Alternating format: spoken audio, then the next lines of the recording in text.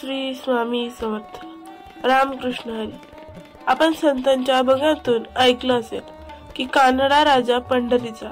बघा, देवाच्या पुढे जात-पात अजिबात नसतो, परंतु संतांनी आपल्या अभंगातून म्हटलंय की कानडा राजा पंढरीचा। असं का बरं? पंढरपूर हे शहर तीर्थस्थळ म्हणजे महाराष्ट्रामध्ये सोलापूर जिल्हा आणि कर्नाटकचा राजा म्हणजे कानडा राजा असं का म्हटलं जातं? हे बघा, अभंगातून ऐकतो अखंड विश्वाची माऊली म्हणतात। कानडा तो विठ्ठल, कर्नाटक संत तुकाराम महाराजांच्या अभंगातून सुद्धा महाराजांनी म्हटले, अनेक संतांनी म्हटले कानडा राजा पंढरीचा। काय आहे या पाठीमागचं सगळं रहस्य? आज या व्हिडिओ मधून आपण जाणून घेणार आहोत। तर शेकडो वर्षांपूर्वी विजयनगरचे जे साम्राज्य होते, या साम्राज्याचा राजा कृष्णदेवराय हा हिंदू होता, ज्याची अफाट भक्ती देवी देवतांच्या वरती होती। ज्या ज्या ठिकाणी तो मोहिमेवरती जाईल, म्हणजे ज्या भागामध्ये जाईल त्या भागातली जी मंदिरं आहेत ती तीर्थस्थळ आहेत, त्यांना तो भेट द्यायचा आणि त्या ठिकाणी जी तीर्थस्थळे आहेत त्यांची सुधारणा तो करायचा। तो एवढा भक्तिवंत राजा होता। असे अनेक दिवस निघून गेले आणि एकदा हा राजा कृष्णदेवराय पंढरपूर मध्ये आला। पांडुरंगाच्या पायाशी नतमस्तक झाला आणि या पंढरीच्या पांडुरंगाचं सावळं रूप पाहून तो आश्चर्यचकित झाला। बघा, राजाची भक्ती सुद्धा फार मोठी होती। हा राजा पंढरीच्या पांडुरंगाबरोबर बोलू लागला, देवा, तुम्ही आता विजयनगरला माझ्या घरी चला। देवाबरोबर बोलण्याची ती ताकद म्हणजे राजाची फार मोठी भक्ती होती। त्यावेळी पंढरीच्या पांडुरंगाने सांगितलं, राजा, मी तर येईन विजयनगरला तुझ्या घरी, परंतु माझी एक अट आहे, तू भगवंत भक्ताचा म्हणजेच भक्ताचा कधीही अपमान करणार नाहीस, आणि जर तू भगवत भक्ताचा अपमान केलास त्या क्षणी मला तुला पंढरपूरला आणून सोडावं लागेल। राजाने हा म्हटलं। मग त्या पंढरपुरावरून आता विजयनगरला देवाला घेऊन जायचं कसं? तर सन्मानानं। त्या काळी पंढरपूर पासून विजयनगर पर्यंत ब्राह्मणांची लाईन या राजाने लावली होती। आणि बघा, पांडुरंगाची मूर्ती विजयनगरला पोहोचवली या राजाने, पण मग देवाला ठेवायचं कुठं? मंदिर तर नाही, म्हणून आपल्या कृष्णदेवराय राजानं आपल्या महालामध्ये ठेवलं। मूर्ती प्रस्थापित केली आणि दररोज सकाळची संध्याकाळची पूजा आरती त्याच ठिकाणी होऊ लागली। जसं कोणाकडे मंदिर आहे तसं भव्य मंदिर पांडुरंगासाठी या राजाने विजयनगरमध्ये बांधण्यास चालू केलं। उत्तम प्रकारचं असं मंदिराचं काम चालू झालं। हजारो कारागीर मंदिराचे काम करू लागले। याच वेळी पंढरपूरमध्ये मूर्तीच नाही, मंदिरात आषाढी वारी जवळ आलेली। येणारा प्रत्येक भाविक, येणारा प्रत्येक वारकरी मंदिरात देव नाही म्हटल्यावर फार दुःखी झाले। मंदिर ओस पडलेलं दिसू लागलं।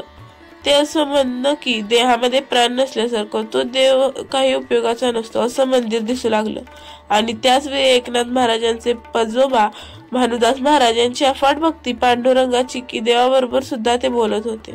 एवढी भक्ती भानुदास महाराजांची, तेही आषाढी वारीसाठी पंढरपुरात आले। त्यावेळी जे भक्त होते देवाचे, पांडुरंगाचे, सगळे जमा झाले। भानुदास महाराजांना त्या ठिकाणी विनंती केली की महाराज, पांडुरंगाला विजयनगर वरून तुम्हीच आणू शकता, एकमेव व्यक्ती, दुसरं कोणीही आणू शकत नाही। अहो, सगळ्यांच्या विनंतीला भानुदास महाराजांनी त्या ठिकाणी मान दिला आणि भानुदास महाराज चालत दरमजल करत चालत चालत विजयनगरला जाऊन पोहोचले। पांडुरंगाला आणण्यासाठी गेल्यानंतर पाहिलं तर त्या कृष्णदेवराय राजाने फार मोठा बंदोबस्त ठेवला होता। मग आज जायचे कसे? मग त्या ठिकाणी त्या महालाच्या बाहेर भानुदास महाराज पंढरीच्या पांडुरंगाचे नामस्मरण करत राहिले। रात्र झाली, पाणी सुद्धा पिलं नाही। देवाला मी घेऊन जाणारच येथून, हा निश्चय त्यांनी त्या ठिकाणी केला होता। पंढरीच्या पांडुरंगाचे नामस्मरण केले होते। ज्या ठिकाणी महालामध्ये पंढरीचे पांडुरंग होते, देवाला समजलं देव तो देवच असतो, ते अखंड सृष्टीचे मालक। त्यांना समजलं की माझा भक्त अन्य वाचून महालाबाहेर रात्रीच्या वेळेला जप करत बसलाय। त्याच वेळेला पंढरीच्या पांडुरंगाने जे सगळं सैन्य होतं ना, महाराजांच्या क्षणवर्धात देवाने पाहिलं, नजर टाकली आणि सगळे सैन्य झोपलं। त्या ठिकाणी स्वतःच देव बाहेर आले। महालाचा दरवाजा म्हणजेच राजवाड्याचा दरवाजा आपोआप खोलला गेला। पांडुरंगाने नजर टाकली व भानुदास महाराजांना महालांमध्ये बोलवलं आणि बराच वेळ स्वतः भगवंताच्या आणि भानुदास महाराजांच्या गप्पा चालल्या होत्या। त्यांचं बोलणं चालणं झालं. एवढी अफाट भक्ती असून भानुदास महाराजांची होती. त्यावेळी देवानं गळ्यातला जो हार होता तो गळ्यातला हार भानुदास महाराजांच्या गळ्यात घातला. तो हिऱ्यांचा हार होता. भानुदास महाराज म्हणाले, देवा कशाला हा हार? तर भगवंत म्हटले, हा हार तुझ्या गळ्यामध्ये राहू दे, नंतर तुला कळेल काय होतंय पुढं. आणि भानुदास महाराज त्या महालाच्या बाहेर गेले. दरवाजा आपोआप लागला आणि नंतर थोड्या वेळानं सगळं सैन्य उठून उभं राहिलं. एवढा हा चमत्कार. दुसऱ्या दिवशी दिवस उगवला. कृष्णदेव राजा पूजेला आला. पहाटी बघतोय तर काय, पांडुरंगाच्या गळ्यात हिराचा हार नाही. चोरी झाली. एवढी सुरक्षा आणि हार गेला कसा? राजाने आपल्या मंत्र्याला बोलवलं आणि सैनिकांना सांगितलं. आदेश दिला की हार शोधा आणि तात्काळ या गुन्हेगाराला, चोराला माझ्या पुढे आणून उभं करा. सगळे सैनिक राजाच्या आदेशानुसार फिरू लागले, हार शोधू लागले. आणि याच महालाच्या बाहेर भानुदास महाराज त्या ठिकाणी पांडुरंगाचा जप करत बसले होते आणि त्याच्या गळ्यामध्ये हा हार होता. तात्काळ सैनिकांनी जाऊन भानुदास महाराजांना पकडलं आणि त्यांना सांगितलं, तुम्ही चोरी केली. देवाच्या गळ्यातल्या हाराची. भानुदास महाराजांना धरून राजाच्या समोर आणलं, त्या ठिकाणी आणलं. राजाने सांगितलं, फार मोठी चूक केली तुम्ही, चोरी केली. पांडुरंगाचा हार तुम्ही चोरला. हिऱ्याला आता तुम्हाला सुळा उभा केला. सुळावर देण्यासाठी भानुदास महाराजांना त्या ठिकाणी नेले आणि त्यावेळेला भानुदास महाराजांनी पांडुरंगाचा धावा केला. पांडुरंगाला म्हणू लागले, देवा आता वाचव रे बाबा, तूच करता आणि करविता. तूच हार माझ्या गळ्यामध्ये घातला आणि तूच आता मला मृत्यूकडे घेऊन चाललाय. देवा वाचव. ज्या वेळेला धरून सुळावर चालवलं त्यावेळेस प्रत्यक्ष पांडुरंग त्या ठिकाणी आले आणि राजाला सांगितलं, राजा तू चुकलास. हा चोर नसून माझा व्यक्ती भक्त आहे, भगवत भक्त आहे. तुझी जेवढी भक्ती माझ्यावरती आहे त्यापेक्षा भानुदास महाराजांची भक्ती माझ्यावरती आहे. स्वतः भगवंताने त्या ठिकाणी सांगितलं. आणि राजा तुझी चूक झाली, भगवत भक्ताला त्रास दिलास. आता मला माघारी सोडावे लागेल पंढरपूरला. राजा कृष्णदेवराय सुद्धा फार एकवचनी होता. राजानेच वचन पाळलं, देवा मी चुकलो, मी तुम्हाला पंढरपूरला सोडतो.